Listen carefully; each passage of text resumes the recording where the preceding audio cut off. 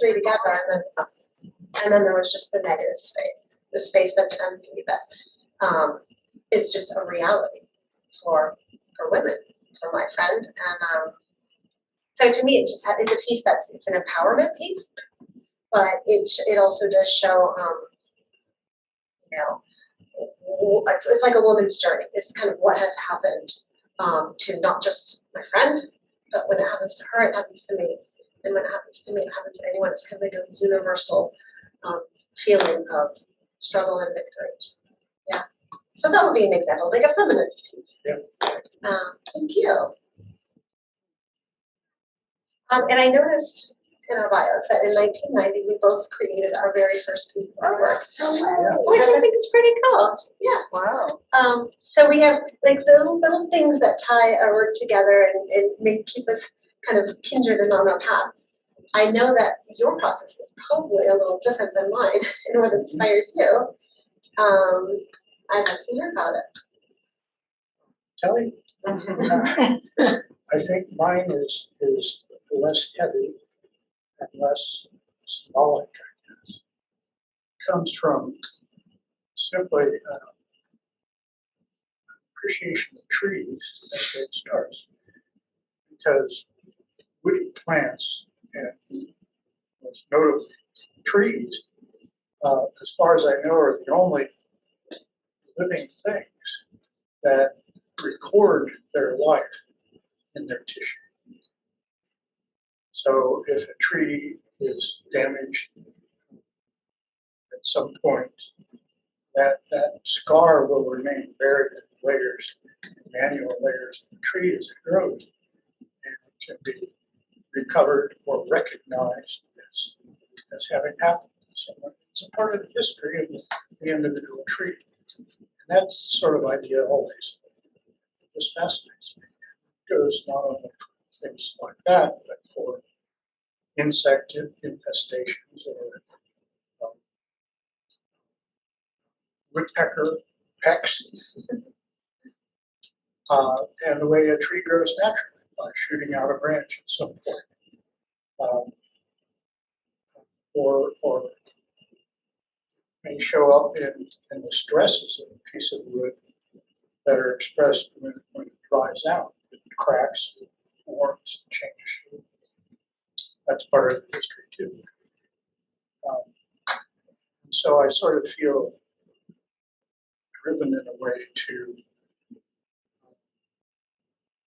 look for evidence of history in a tree or a log and do something to it which preserves it and brings it out so that others can do it too. But not only that, but to make a piece which is beautiful or at least interesting, interesting to me.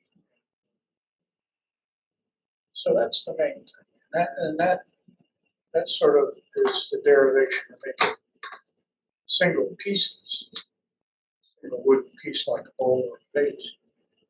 But in the last few years, I've been trying to go beyond simple object, create more complicated things, maybe multi-component things. And I have been struggling with that a little bit when Jen and I started to get to know each other, and her work inspired me. The way she assembles found pieces together. We both like to walk in the woods, look for natural objects which are interesting. And sort of that, in a way, ties us together. Jen goes much farther, as she described, in using her pieces as metaphors or symbols that I have in the past yet to. I've got no sort of driving philosophy on what I do. I think I let each piece of wood sort of tell me what I should do with it, what it wants to be. You had said, like, when we were talking about this, you said, like, you find the beauty in the piece of wood. You find this piece, and then you uncover its beauty and bring its beauty out. And it's as simple and as beautiful as that. Well, everything has to have a big meaning.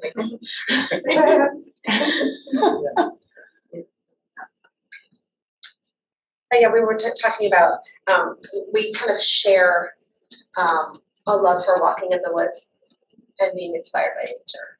And much of, I think when I was thinking about this, it all came down to wood. Richard loves wood and finds it beautiful, and I love wood, and I find it fully both incorporated. It's dominant in our work. You can just kind of come at it from different angles. We're talking about how, like, the boxes. My boxes started out brand shiny new ones, and where I came to find them beautiful and attractive was after they had been weathered, worn down, and desiccated and destroyed. And you do the opposite. Like, you find an old chunky piece that's kind of gnarly, and then you make it refined and refined. And then we put it on the wall and call it art.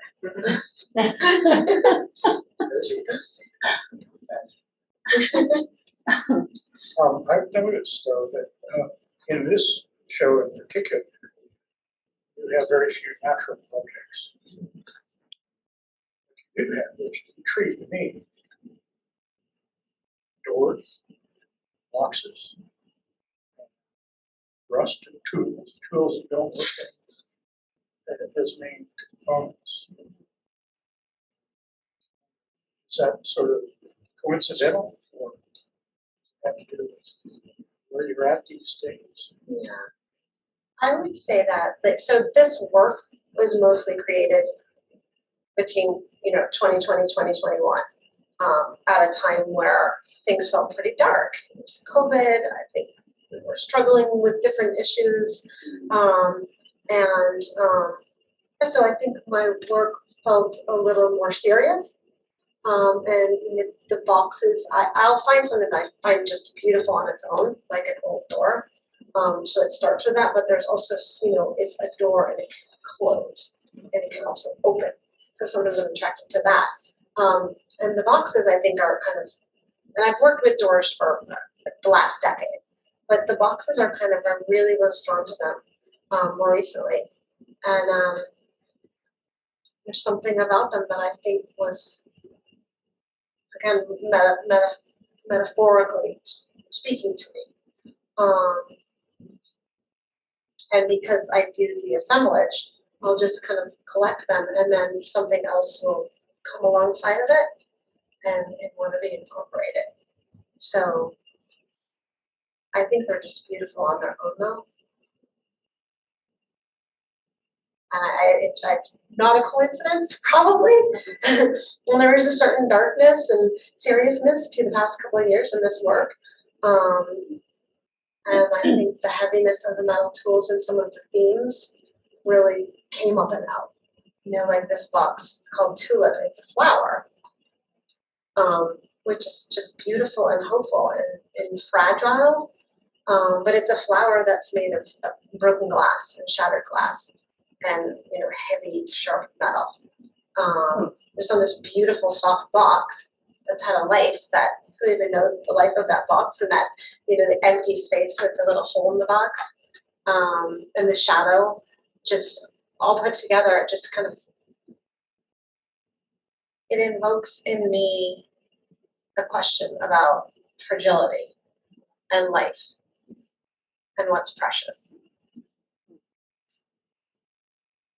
I notice in another piece here in particular, sometimes in Torrington, you think about light shining on shadows and faces as an important component. Absolutely, yeah. So I started out mostly, I did kinetic work, and that's the other thing. There's hardly any kinetic work here in this, but a lot of where I started and what I continue to do is kinetic. And so shadow and light always is something that I find exciting and playful, and sometimes gives a piece different meaning under different light. And this piece, Alive in Torrington, I really wanted it to have a playful feel. Again, that was made in 2020. My art studio is in Torrington, and Torrington, got hit pretty hard by COVID. It's a little bit of a, struggling town. But that's where my art thrives and that's where I thrive. And I wanted to make a joyful piece. And so I had this old, I think it's a brake pad from a car. I don't know what it is, but I loved it. And I had the Burl Bowl custom fit around this brake pad, as you recall, Richard. And obviously the bowl is hollowed, so I could put a light in there. And then I just wanted something with swirling energy. So I made the copper pieces and then the lucite globes, which I just think are just, they do so many interesting things with the reflection. And so it does have kind of a joyful feel. And a statement that we're still alive. We're all still alive, and we can reach for joy and try to make something joyful in the worst of times. Even. I'll just talk a minute about how how some of this has been inspired by collaboration. Mm-hmm. I've been making faces, bowls for a long time, but some of the pieces, some of the components of the pieces I've made here have been laying around my shop for a long time, and I hadn't yet figured out what to do with it. One example is the ladder-like thing over there called Felix, and it's made from two pieces of Oriental bittersweet that had wound around each other, and I cut them down and untwined them and stripped the bark off, revealing a really interesting surface underneath. But I didn't know what to do with it. And working with Jen has, number one, given me sort of some permission to be more free or wild than I would be otherwise. And she's been working with copper. And so I had been thinking maybe something ladder-like. I didn't know what to do with it. And then her idea of using copper brought it home to me. And then I realized that the right-hand helix formed by this plant, it matches the right-hand nature of DNA, normal DNA. Gee, well, that's an anthropomorphic connection. And so I sort of combined the copper idea and the ladder idea and the DNA idea to make a sort of something that had overtones of humanity. Of course, mine was male. but that's the kind of thing I might not have thought of or carried on without inspiration from Jen. It's a whimsical and joyful too. Yeah, I feel like Felix the Helix is like, whoa, happy and unencumbered.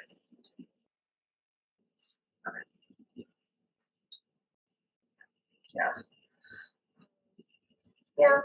Well, Are there any questions from the audience? You said something about art needs to have rationale and meaning. What exactly do you mean by that? Rationale and meaning. I don't know whether you meant something about rationale and meaning. Are you asking Jen? I don't know who I'm asking. I don't remember who said it. Something about rationale and meaning. It's more likely that Jen has a rationale behind her. I don't think I said that. Okay, Jen, you can answer. Kind of maybe does a little bit, not all of the topics, but so there's some rationale there and meaning. is. Yeah, So, there usually is to art. Yeah. Well, I guess so I'm right now I'm looking at this piece over here that's called Week, and it's an old door that I found, and it's just a beautiful old weathered door. When I found that old pitchfork as well. I thought, oh, the pitchfork looks beautiful against the door. And then this lucite bar, that's where I start to incorporate like the the juxtaposition of old and new, glassy, lucite looking material with the old wood and the old pitchfork. And it's just like, to me, it's the statement of the preciousness of resources. So, you've got like, it's like almost like glass. There's so, instead of heaps of hay and wheat and plenty, we're starting to have to be conscientious about our environment because it is precious. And so, very stressed words, we truly do reap what we sow. Yeah. So it's a piece of artwork, but it's a reminder as well that we do have to be mindful, and we can't be selfish, and we reap what we sow in every arena. So that, that's an example of a message. And then, like, this is probably the absolute most recent piece that I made. It's kind of my favorite. It's called Pronouns. Okay, which one is it? So right here. Yes. Yep. I don't know if you looked at them closely or not, but it's, for me, it's a statement on gender equality and acceptance. There's so much going on right now with people, judging and needing to be better than, and not accepting that people have differences. And so the two pieces are fairly anatomical. There's a very female-looking one and a very male-looking one. Yeah. But and the point of it is that it doesn't matter. It doesn't matter if someone's born biologically male and feels female. It doesn't matter. And why are people putting on other people? Why are we telling people how they're supposed to feel? Right. And that's just so upsetting to me. So the pronouns is like, let's just let people put themselves who they are and how they feel. So I'm just kind of applauding that movement and asking other people to do the same. Just live and let live, and laugh a little bit. Just let go. And thank you for not mentioning his name. I do a good job with that. Oh, I thought I said it, but yeah, you're welcome. Thank you. Oh, you may have a question.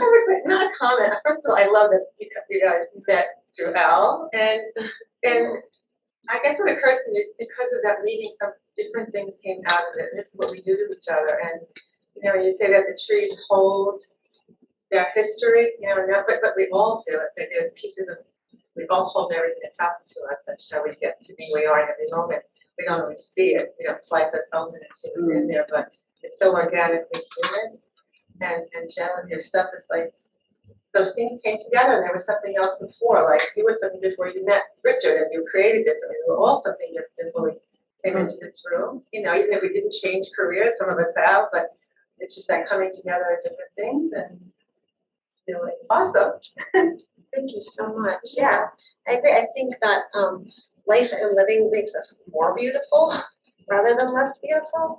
So that's another something that we both. I mean, you work with Burl.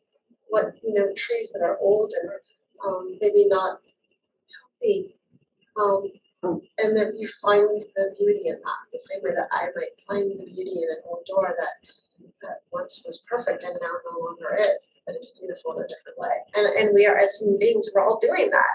So it is a human and a living experience. Yeah, I think that's another commonality between our work.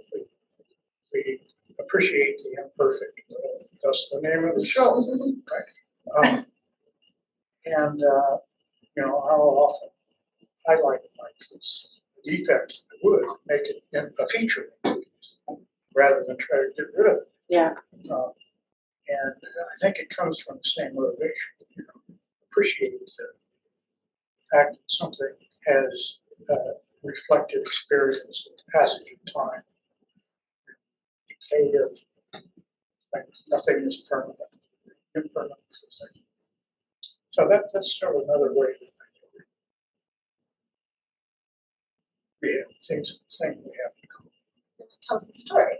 Right? Like you said, you cut through this wood and you see the tree's stories. And you tell us. I like Sheila's observation.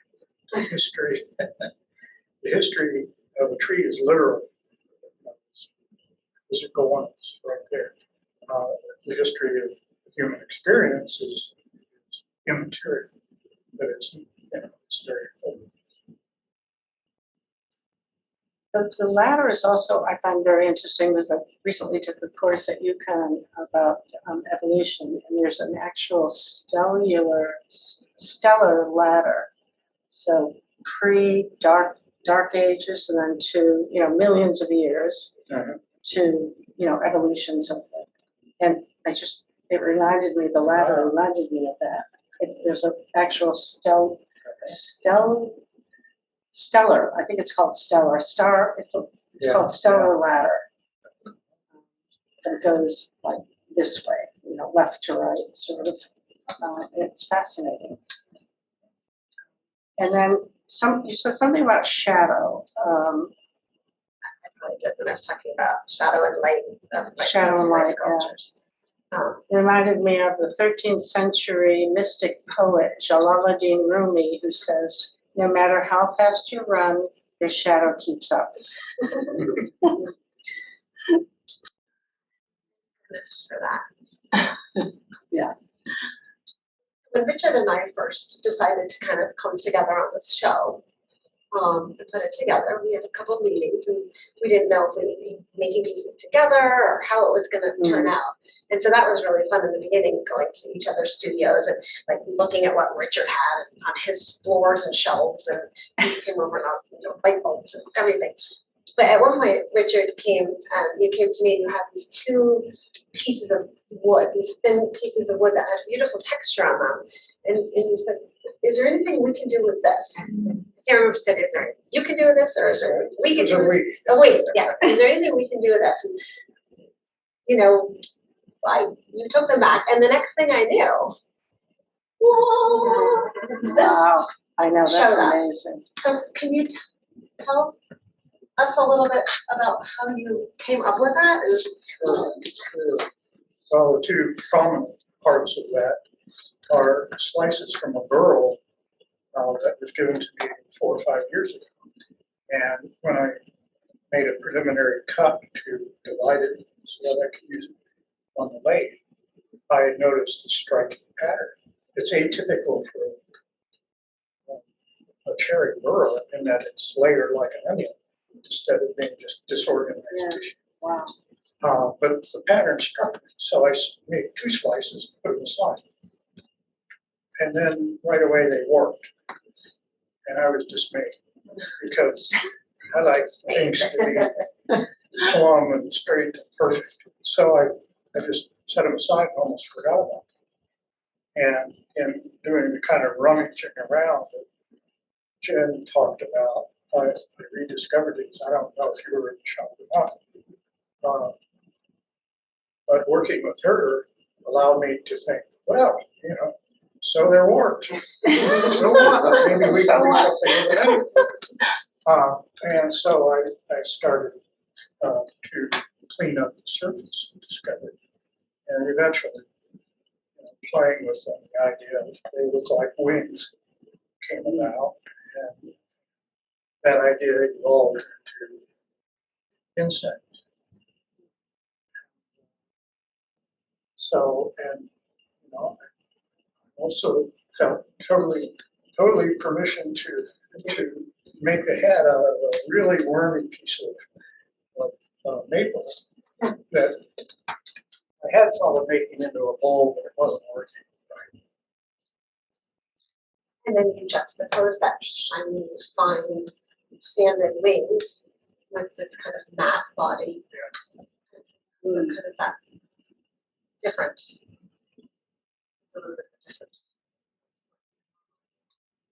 And how many hours did you spend sanding those wings? I just have to ask. Tell the people. I regret not having kept track. No. I would think probably 15 or 20 hours. Just doing the other. Wow. Long time. That's what it takes to get that gorgeous surface. Oh, I know. It's gorgeous. Yeah, Absolutely. it takes maybe 5 cycles of rubbed oil to get to that point. So Richard, you talked about that's a nice evolution from mentioned starting with goals and sort of say I love the goals that are imperfect. Is there anything else here that reflects that sort of evolution in your work? You mean the work from?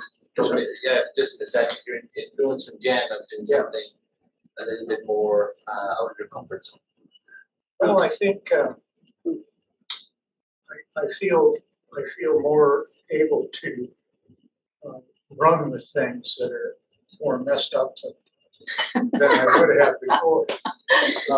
This trophy cup is an example of one that's, you know, I made it thinking it might turn into something, and I was a little disappointed. I had it out the shop, and then because of again, you know, this interaction with having a thought, gee, you know, maybe I like it, maybe somebody else like it too. And you see But some of that. those three pieces there that go together are actually practice pieces. I've got a piece of log that was partly burl, but not enough burl to really make proper burl pieces. And so I used pieces of it as practice in hollowing. Hollowing is a very, very difficult thing to do in wood turning. Working through a small opening to hollow out a bigger space inside. And there's some aspects of it that are extremely tricky. So I just use this wood as throwaway practice on. But I didn't throw it away. And again, you know, I thought, you know, in a context like this with Jen's work, maybe that was very interesting. I think they do turn out. That's not the order. People seem to like them, Richard. Life isn't perfect. That's what I was going to ask you. The title, Imperfect. As I look around, there is not one piece in here that is perfect. Whatever that definition is. Right. My definition, right? But did you collaborate on that title to some Yes. degree? Yeah, We did. We did. We collaborated on everything seamlessly. But remember, we were on the phone and we were going back and forth with throwing out different things. And we almost settled on improving imperfection. Remember? Yeah. And then what do we think that sounded vain? How can you Improving. Yeah, improving the imperfection. I liked that, but imperfect That's solution. presumptuous. Exactly, that we could do that. But yeah, I think that's what we really wanted to bring out in the show. My aesthetic, for the most part, is a wabi-sabi, which is finding beauty in things that are imperfect, things that are in a state of decay or decline, things that are impermanent. So that's a major theme in my work, always, over the years, for the most part. Aside from the work I've really recently done, which is unrecognizable to this, it doesn't have the wabi-sabi effect. But that was, I think, what we were excited to bring out in this show.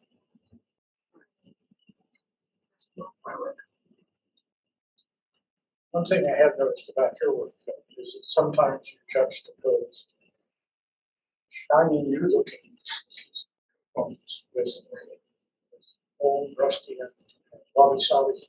Uh-huh. So I want to talk about that. Conflict.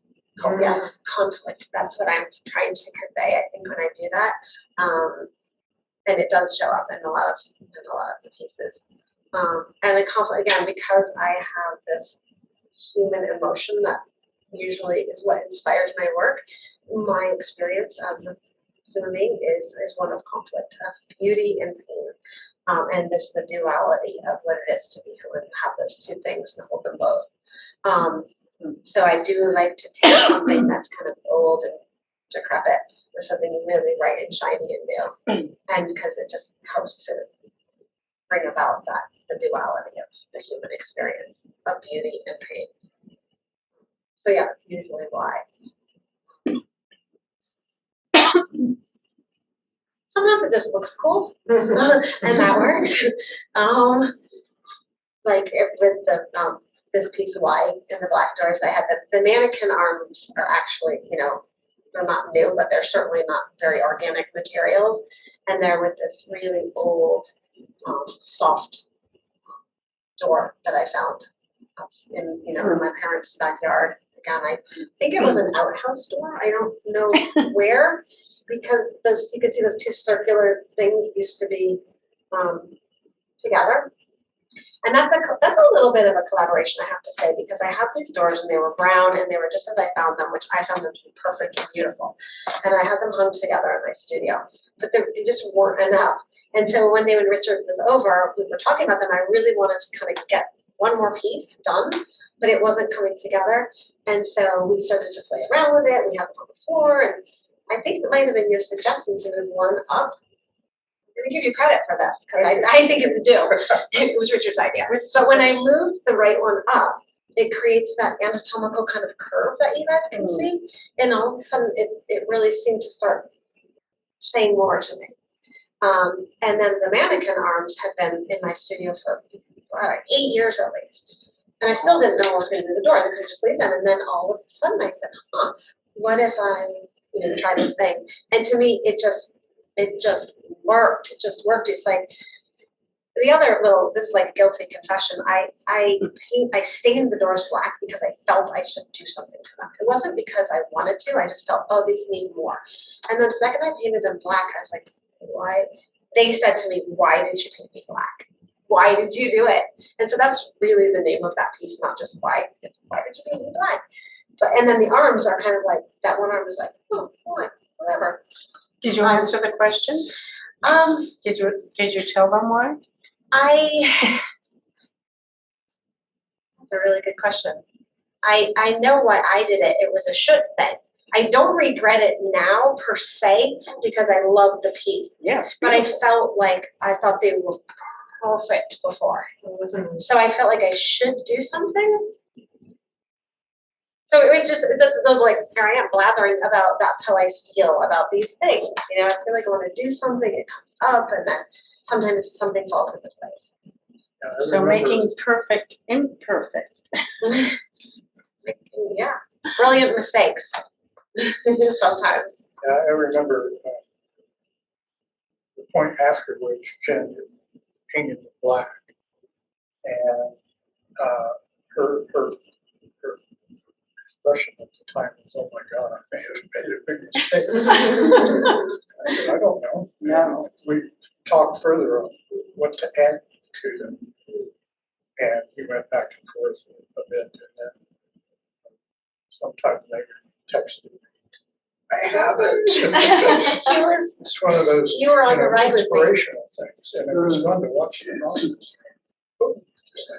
But if you look at it now, in the light, the black boards are gorgeous. Yeah. Yeah. Because there's such detail, such exquisite detail. I think had she not painted them, you might be distracted or more engaged by the wood than the pieces or the juxtaposition of the pieces. And so I think it turned out well. Thank you. Thank you, Richard. Thanks for your help. I could see them on a white wall. Yeah. Really. Yeah. I would prefer if the owl would make them all white. I see that. We were like white walls. I have a comment. Sure. I always find I have a deeper appreciation for an artist's work when I get to listen to the artist's work. And so often that's not the case. You come in, you see a show.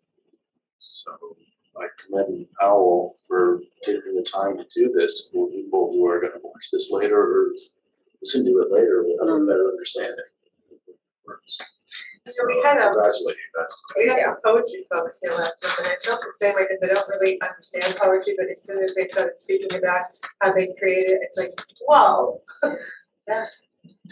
It's nice to have a chance to talk. I'll just speak for myself about my work because it's not necessarily obvious, or easily understood. So I really appreciate the chance to talk about it and people understand a little bit more where it comes from. you. And we don't have to entirely understand it anyway. It's just sort of what it does to us, well, metaphorically and internally. You know, there might not be understanding or, you know, words that, oh, this is what it's like. Wow. Look at that. And, yeah. Maybe that's one thing about art. And that's poetry too. You don't have to understand it. Although the artist may have certain intentions or message to Mhm. convey, Right. once it goes on a wall, the artist is no longer in control of how it's interpreted. Yep. And Excellent. you know, the viewer can get many more things from it Mm-hmm. than anyone else thought about. Maybe that's what art is. Such a great point. Yes. Well put, well said. Yeah, really. Yeah, that's Thank very you. well said. It's- Yeah. It is so true. All I really want is for someone to stand in front of a piece of my artwork and feel something. Yeah. That's all I want, just to feel Right. something, a connection, something. That would be my one goal. And I don't know who said this, but art and poetry teaches us what we didn't know we already know. We didn't know we knew it. There's one difference between both of them. Uh-huh. We both like walking in the woods and picking up natural objects, but I think, Jen, you more often will end up in an old junk pile. Literally, Decaying I was in one human- today. Human object that I would do. I would step over, you know, keep looking at the tree. but it's I'm fascinated by the way you find useful earth there. That is, the found objects is another thing that definitely is my thing. And so yes, I'm always scanning, whether I'm in a city, whether I'm in the woods, whether I'm in a junk store or a junk pile, I am, constantly scanning. I just spent a magical 24 hours in the woods with some beautiful people. And in my mom and dad's backyard, we spent an overnight, and there's literally a bottle dump that is just unearthing unimaginable treasures. Just old pieces of bottle and metal and just things that had a life. And they're just so wabi-sabi, so ready to be put on the wall and tell a story, that it's just so exciting. It's my favorite thing to do. And I know that you find objects because people put them on your doorstep and you stumble over them. Oh, that's sometimes. People bring you away with that. Yeah. That's nice. I used to spend more time scavenging for my materials. Typically, it would be, always trees that are already down. But often, at least in the beginning, it was, the story was a utility company would cut down a tree by the side of the, chop it into several pieces. And then the firewood scavengers would come by and take all the straight grain stuff. And the stuff that was left over was gnarly and partly rotten and messed up. And those were the pieces that attracted me most. So you're a over the scavenger years, too. over the years, yeah, over the years, I've collected a lot of wood that I haven't been able to use here. And as Jen mentioned, some people bring me these, sometimes without warning. And just there's so much wood and so little time. There's no shortage. And sometimes, excuse me, one thing, sometimes people will commission you, they have a special tree, right? And they'll commission you to do pieces out of their special tree.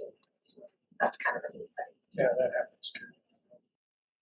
My wife's cousin in southeastern Massachusetts had to take down a very ancient load sugar maple tree on their property because it couldn't.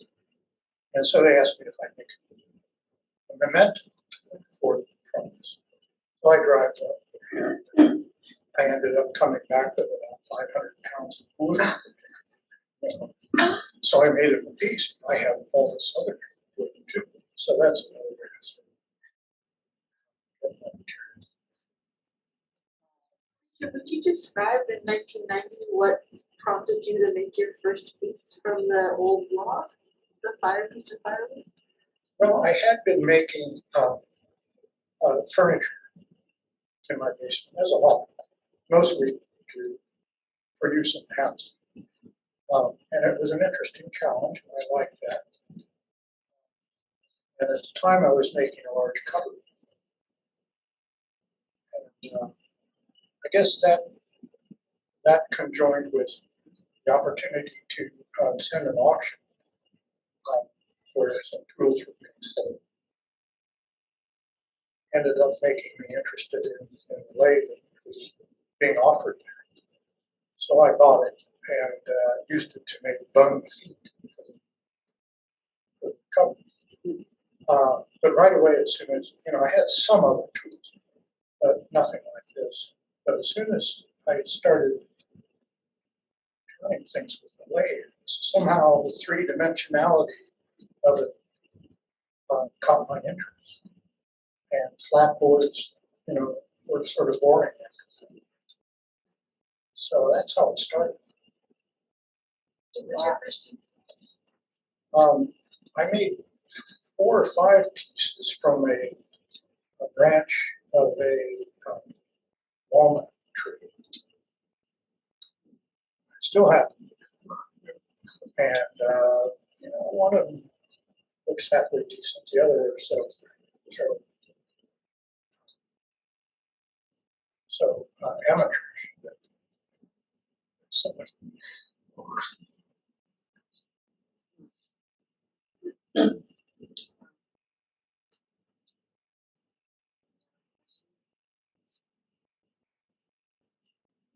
Maybe you could talk about it.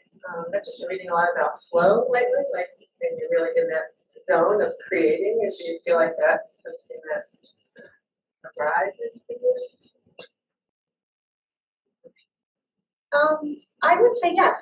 I would say, it kind of, for me, it kind of comes and goes a little bit. I might not, I might have a long period where I'm not really working on anything, and then I'll have a wave of really wanting to get things done, and I'll definitely go from different mediums. Like historically, it was copper tubing, and everything was out of copper tubing, and doors, and then driftwood, and for this show, boxes and rusty tools. So yeah, and then there's like a little lull. The ostrich eggs were a phase. So it's like, for me, it's a little bit about phases. And then when I get into the phase, I have a period of excitement and creating and finishing work. And then maybe another little for a while.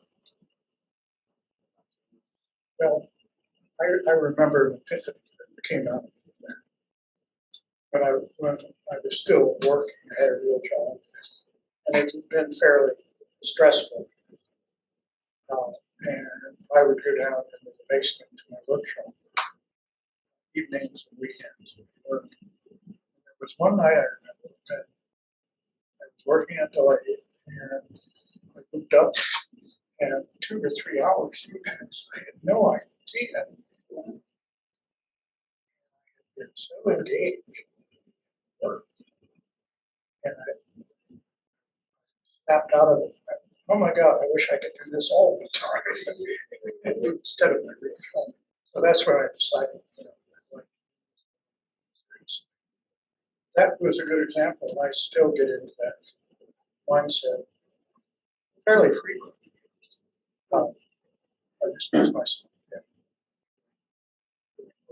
And it usually has to do with the the spinning away. That's what I was There really is nothing better than being in the flow. Any kind of art is when you're just in it and you're there and you have the time and space and you're just, it just feels amazing. Gift. We're very lucky. Yeah, we're very lucky. I feel lucky to be an artist. And I felt like a risk to call myself that, but it's my truth. It feels good. I feel lucky. And I do too. Yay. Thanks for doing this with me. Thank you for inviting me. It's been a pleasure. Inspiration. Great. Thank you. Thanks for, Thanks, Owl. Thank you. Oh my goodness. thanks to Our Al pleasure. for this opportunity. It's very nice of you. It's wonderful. Thank you both. Thank you. Yes.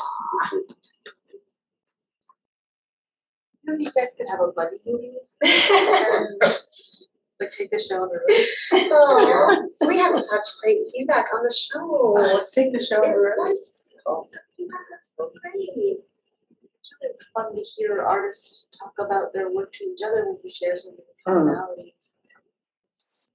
I I haven't, feel very instructive. yeah, that was another reason I wanted to do it. I wanted to know you as an artist more. I want to be with artists more. I want to talk with artists about process.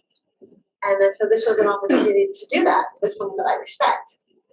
So that was one of the really wonderful things that came out of this, is just spending time with you and learning.